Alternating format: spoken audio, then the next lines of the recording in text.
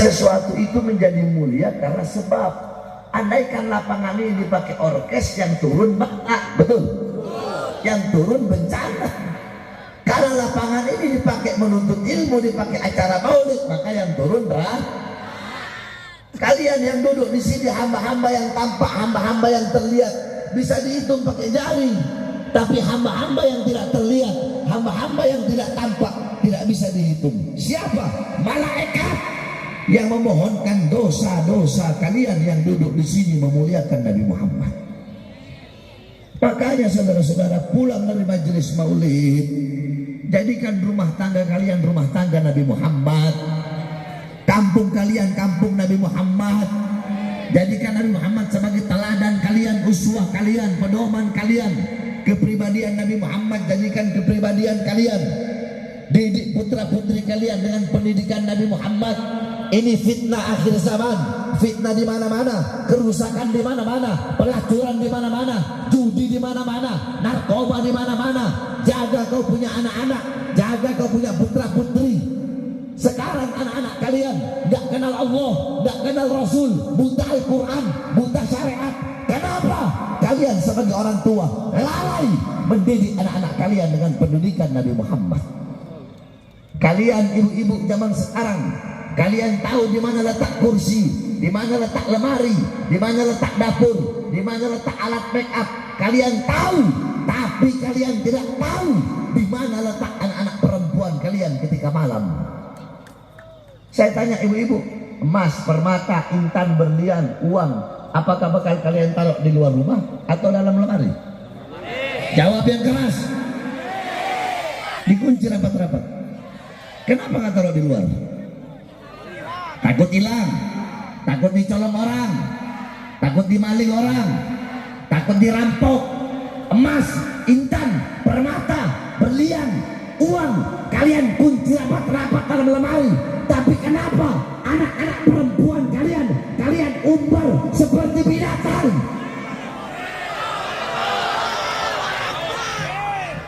Ibu-ibu, kalian itu madrasatul ula, muallimah, muaddibah, mudarrisah. Kalian pendidik pertama bagi putra-putri kalian. Jadi anak-anak itu, anak-anak kalian, putra-putri kalian ibarat penumpang. Kalian sebagai seorang ibu itu ibarat kapal. Suami kalian itu adalah nahkoda. Nah, saya tanya, kalau penumpangnya celaka, ya, penumpang celaka, itu sebab apa? Sebab kapal yang rusak, kapal yang bolong. Nah, kapal yang rusak, kapal yang bolong, sebab siapa? Nahkoda. Jadi baik buruknya anak tergantung dari ibu. Baik buruknya ibu sebagai istri kembali lagi tergantung kepada kalian sebagai bapak-bapak. Kalian bapak-bapak zaman sekarang pagi, siang, sore, malam cari uang, memberi makan jasmani anak istri kalian, tapi kalian lupa memberi makan jiwa dan hati anak istri kalian. Bapak-bapak, kalau kewajiban kalian cuma bikin anak, terus ngasih makan anak, nyari uang, ngasih makan jasmaninya, apa bedanya dengan binatang? Kalian belum bangun cari uang, binatang udah bangun duluan cari nafkah, cari makan buat anak istrinya. Betul? Betul? Ada yang harus lebih kalian utamakan, ada yang harus lebih kalian dahulukan. Apa? Memberi makan jiwa dan hati anak-anak kalian. Apa makanan jiwa? Apa makanan hati? Ilmu. Hati 3 hari gak kena ilmu, maka hati akan menjadi mati. Maka tanyakan kepada diri kalian, telah berapa lama, berapa detik, berapa menit, berapa jam, berapa hari, berapa minggu, berapa bulan, berapa tahun kalian sebagai orang tua menjadi sebab hati anak-anak kalian mati, sehingga gak kenal Allah, gak kenal Rasul, buta syariat, buta Al-Quran, buta Islam, buta iman. Kenapa? Nanti di akhirat kalian lihat, nanti di akhirat ketika kalian orang tua, kalian bapak ibu ahli ibadah, kalian bapak ibu ahli agama, kalian orang tuanya ahli Quran, ahli agama, ahli ibadah, mau masuk surga, tiba-tiba datang anak kalian, ya Allah, kenapa orang orang tua saya masuk surga, sedangkan saya mau dimasukkan neraka. Ya Allah, saya jadi bejat, saya jadi rusak karena orang tua saya tidak pernah mendidik saya. Orang tua saya ibadah tapi tidak pernah ngajak saya ibadah. Orang tua saya sholat, nggak pernah ngajak saya sholat. Orang tua saya membiarkan saya berbuat maksiat, membiarkan saya berbuat dosa. Enak aja orang tua saya masuk surga, saya masuk neraka. Tidak terima saya, ya Allah. Akhirnya apa? Bapak ibu yang harusnya masuk surga, Allah masukkan tiga-tiganya, orang tua dan anak, ke dalam neraka. Naudzubillah min dzalik. Makanya didik anak-anak kalian dengan pendidikan Nabi Muhammad. Tidak ada pendidikan yang lebih mulia selain daripada pendidikan Nabi Muhammad SAW. Itu yang pertama. Yang kedua, saudara-saudara, ini adalah hari santri. Saudara-saudara sekalian yang dimuliakan oleh Allah, santri itu adalah benteng NKRI. Santri adalah benteng Islam. Santri adalah benteng Ahlus Sunnah wal Jamaah. Dulu belum ada Indonesia, belum ada NKRI, belum ada Merah Putih, belum ada Garuda, belum ada Pancasila. Siapa yang berjuang, saudara-saudara, untuk memperjuangkan mengusir para penjajah? Siapa?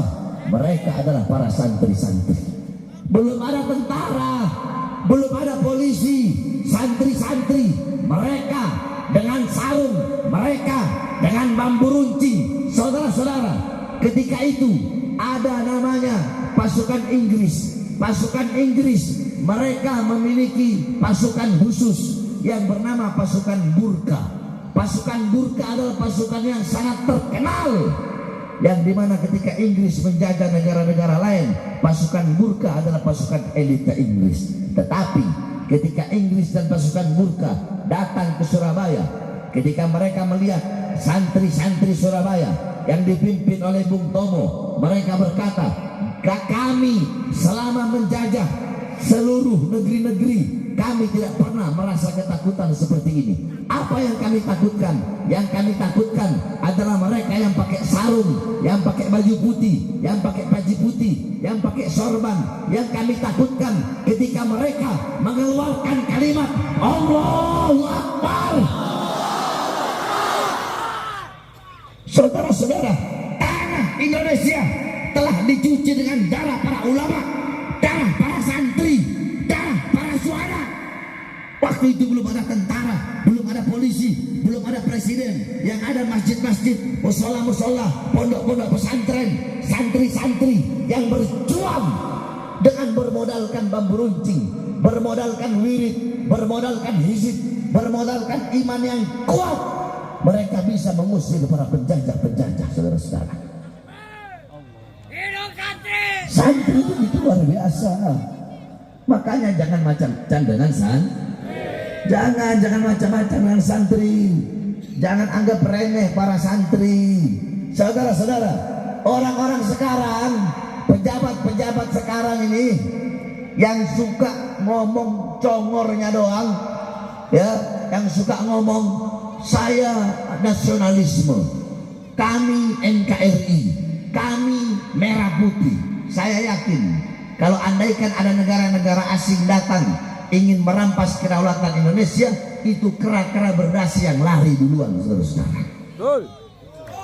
Kami para santri bersumpah karena Allah, andaikan ada negara-negara asing atau cukong-cukong atau 9 naga, pengkhianat bangsa, atau siapapun yang ingin merampas kedaulatan Indonesia, yang menyengsarakan rakyat, menyusahkan rakyat, menipu rakyat, maka kami santri-santri yang pakai sarung akan berada di barisan paling depan melawan mereka sampai titik darah penghabisan. Hidup santri, hidup santri. Santri siap berjuang, siap berjuang, siap berjuang. Kalau nggak ada santri, kalau nggak ada ulama, Indonesia nggak bakal merdeka. Dan yang membakar semangat santri untuk berjuang mengusir penjajah, tidak ada kalimat lain kecuali kalimat Allahu Akbar. Allahu Akbar. Saudara-saudara sekalian yang dimuliakan oleh Allah Subhanahu wa taala. Para pahlawan, para santri, para ulama zaman dulu, mereka berjuang mati-matian untuk memerdekakan Indonesia. Mereka mengorbankan nyawa, jiwa, darah, tenaga, pagi, siang, sore, malam. Mereka bergerilya untuk mengusir penjajah. Tetapi pejabat-pejabat sekarang, mereka bukan berkorban untuk bangsa. Mereka bukan berkorban untuk rakyat, tetapi rakyat yang mereka korbankan, negara yang mereka korbankan, masyarakat yang mereka korbankan demi kepentingan partai perutnya dan politiknya masing-masing, saudara-saudara. Santri zaman dulu, santri dulu, pahlawan dulu, ulama dulu, ustadz, kiai, habaib dulu, mereka mengusir para penjajah dari tanah Indonesia sehingga gerbang kemerdekaan Indonesia terbuka. Tetapi pejabat-pejabat sekarang mereka mengundang investor asing, mereka mengundang penjajah gaya baru datang ke Indonesia untuk merampok dan merampas kekayaan alam Indonesia, negara yang kita cintai, saudara-saudara. Saya tanya, kurang ajar tidak? Biadab tidak? Santri lawan tidak? Santri siap melawan? Santri siap hancur? Siap binasa? Kami selama ini santri selalu diam. Kami selalu diam. Makanya santri itu jangan cuma modal pegang kitab, murojaah, mutolaah, nulis, baca kitab ini segala macam. Santri itu harus punya mentalnya mental baja. Jangan santri mental kerupuk. Tahu mental kerupuk? Kena air melempem. Santri harus berani, betul. Sampaikan kebenaran, tegakkan keadilan. Sebab santri adalah nasib bangsa ke depan. Santri mereka yang akan menentukan baik buruknya bangsa ke depan. Jadi santri harus berani menyuarakan kebenaran. Jangan jadi santri yang penakut, jangan jadi santri yang bisa disuap, jangan jadi santri yang bisa disogok sehingga menghalalkan yang haram dan mengharamkan yang halal. Jadi santri itu harus berani, betul. Lihat gimana santri-santri zaman dulu perjuangannya. Ini santri zaman sekarang kebanyakan main TikTok, main Instagram. Santri zaman sekarang, santri dulu ketemu ulama, ketemu ustadz, ketemu kiai, ketemu habib, minta doa. Santri sekarang ketemu ustadz, ketemu kiai, ketemu habib, minta selfie, minta foto. Paham? Jadi saya tanya sekali lagi, santri siap berjuang? Santri siap berjuang? Santri yang harusnya berada di barisan paling depan untuk melawan pengkhianat bangsa, betul? Untuk melawan para koruptor, betul? Sampaikan kepada mereka, wahai para pengkhianat bangsa, wahai para koruptor, wahai para pejabat-pejabat biadab yang menyengsarakan rakyat, jikalau perangkat negara bisa kalian beli, jikalau banyak dari para ustadz, dari para kiai, dari para habib yang bisa kalian beli, tetapi ada satu kelompok yang tidak bisa kalian beli. Kami santri-santri salaf, kami santri-santri, kami kaum sarungan tidak akan pernah bisa kalian suap, tidak akan pernah bisa kalian beli sampai datangnya kematian. Yang hak kami sampaikan hak, yang batil kami sampaikan batil. Kami akan berjuang untuk bangsa, untuk negara, kesatuan Republik Indonesia. Kami akan lawan kezaliman, kami akan hancurkan ketidakadilan. Kami tidak akan berhenti sampai mati, tidak akan mundur walaupun harus hancur, saudara. Allahu Akbar, Allahu Akbar, Allahu Akbar. Itu yang kedua. Yang ketiga, saudara-saudara, ini musim politik, betul? Betul. Musim politik ini, ya, kebanyakan pejabat-pejabat butuh sama rakyat, butuh sama masyarakat kalau lagi musim politik begini. Betul? Betul? Mak Banteng tahu-tahu pakai jilbab.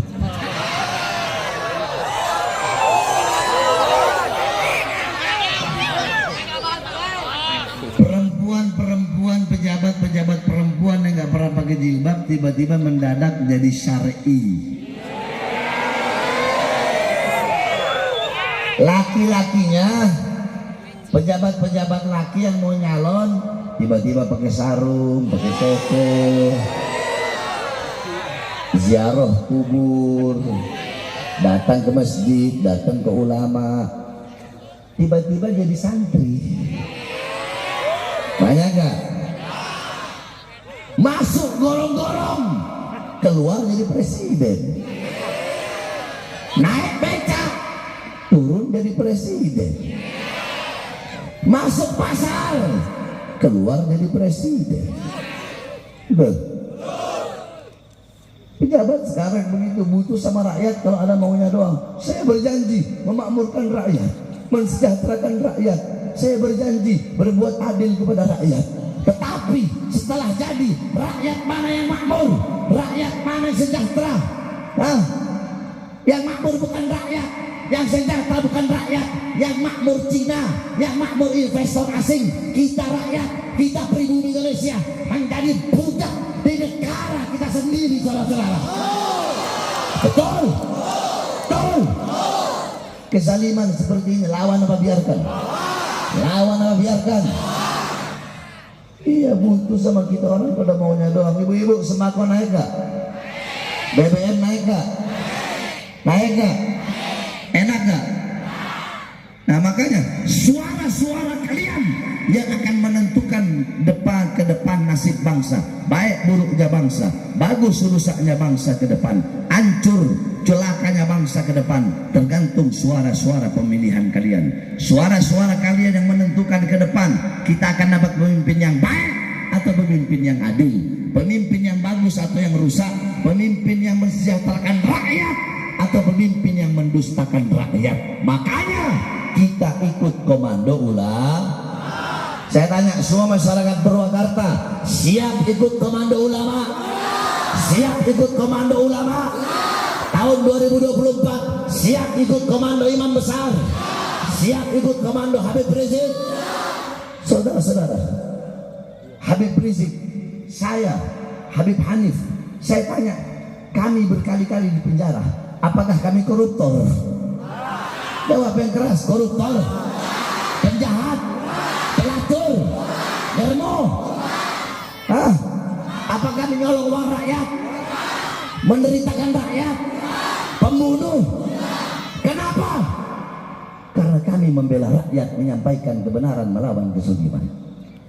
Saya dibawa ke Nusa Kambangan, diborgol tangan saya, diborgol perut saya, diborgol kaki saya. Dari borgol tangan nyambung ke perut, nyambung ke kaki. Tidak ada satupun pendakwah, tidak ada satupun ulama, ustadz, kiai, habib yang sampai ke Nusa Kambangan, kecuali hanya saya. Kenapa?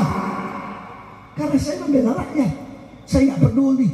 Resiko paling kecil di penjara, resiko paling besar adalah saya mati. Dan mati bagi saya itu kematian berjuang untuk rakyat. Kematian itu adalah hari raya bagi saya.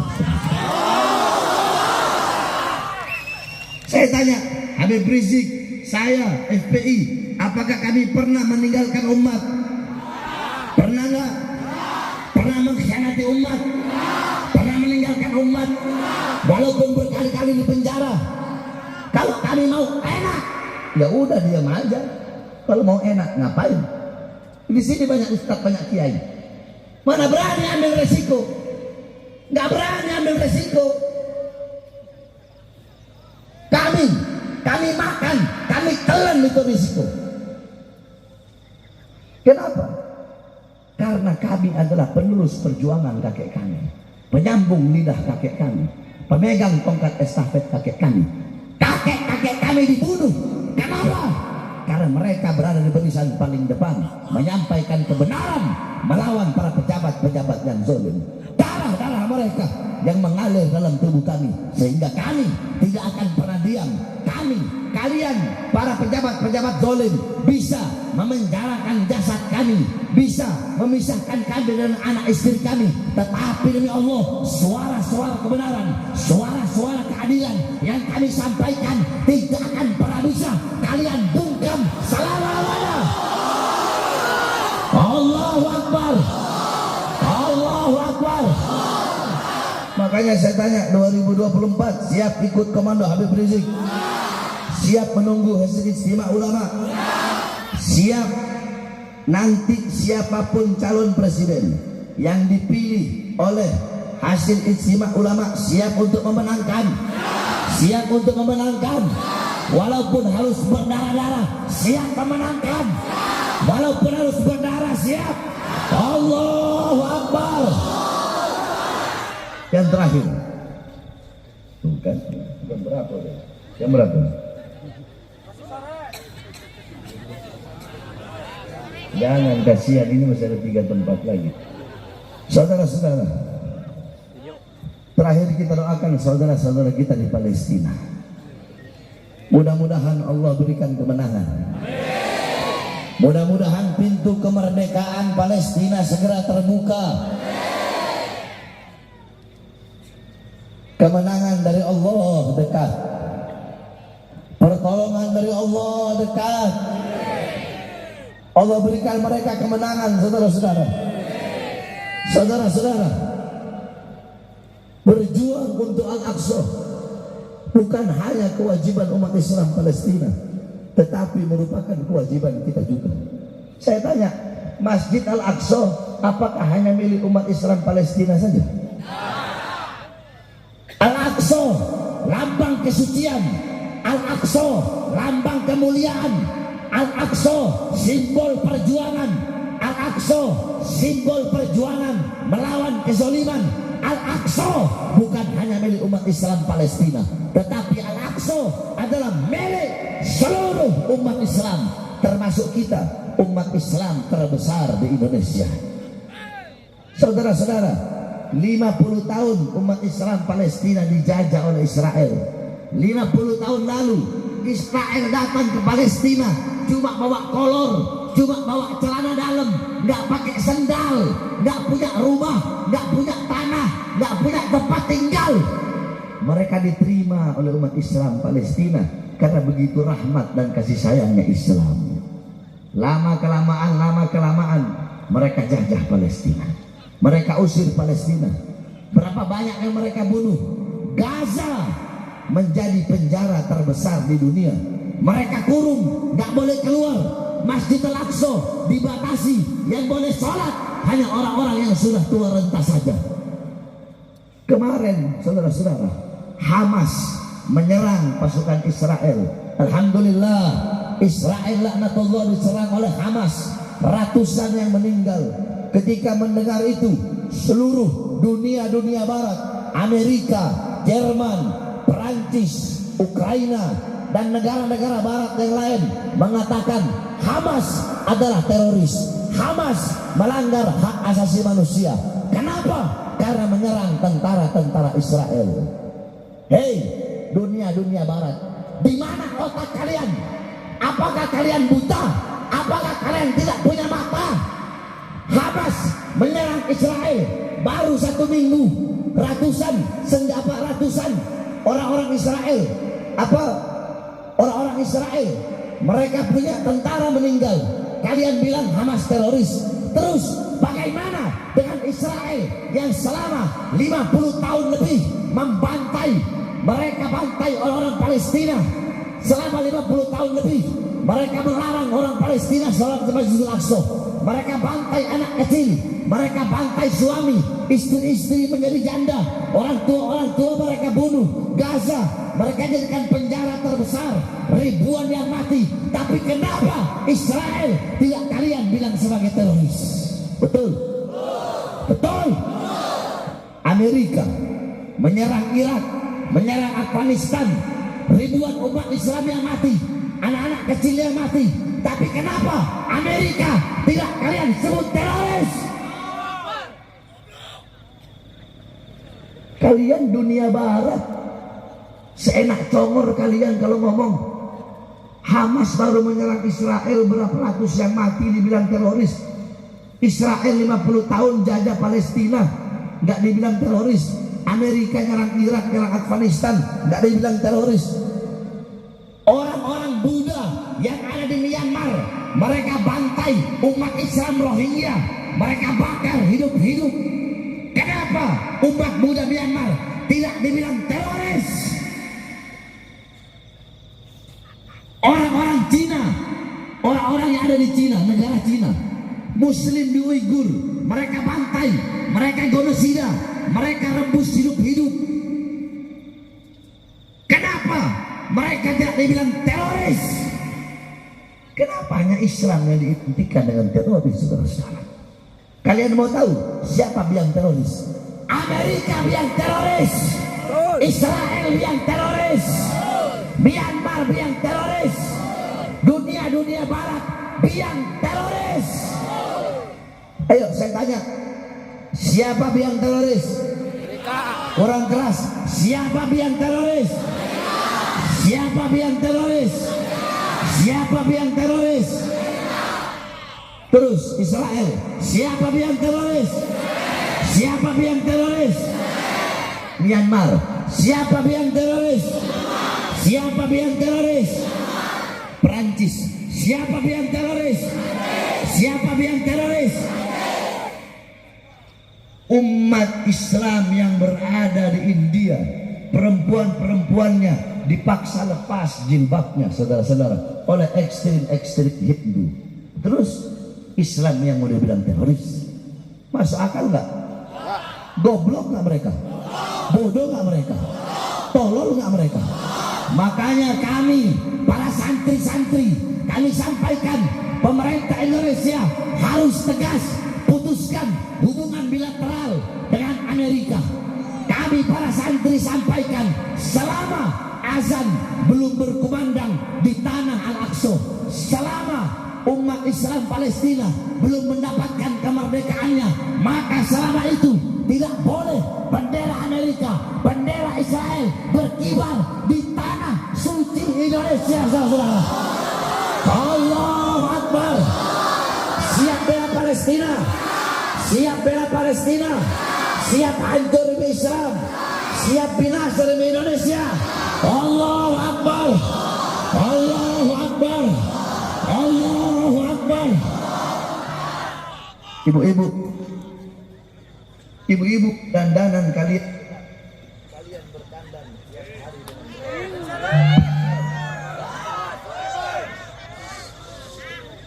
ibu-ibu kalian tiap hari berdandan dengan bedak. Kalian mau tahu apa dandanan wanita Palestina? Dandanan mereka adalah debu-debu peperangan. Anak-anak kecil kalian bermain handphone, main lato-lato.